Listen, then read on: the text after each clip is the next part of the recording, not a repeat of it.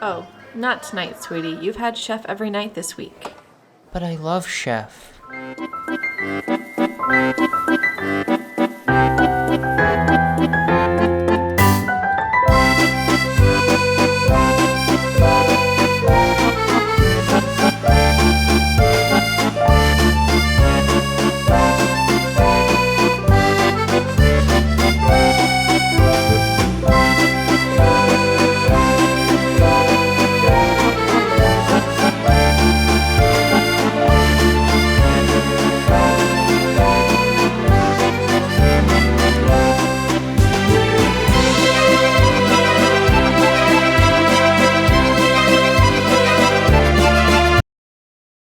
So sorry for ending the video early, but I have a bit of a wrist injury and now I can't do VFX anymore unless I want to do it one-handed, which I don't, so that's awfully depressing. There's a 3-minute video describing the situation if you care, link in the description, but I thought since I can't finish this video, which is a shame because I wanted to do so much more with it, let me do a visual effects breakdown to show how it was made and give you a little bit of something.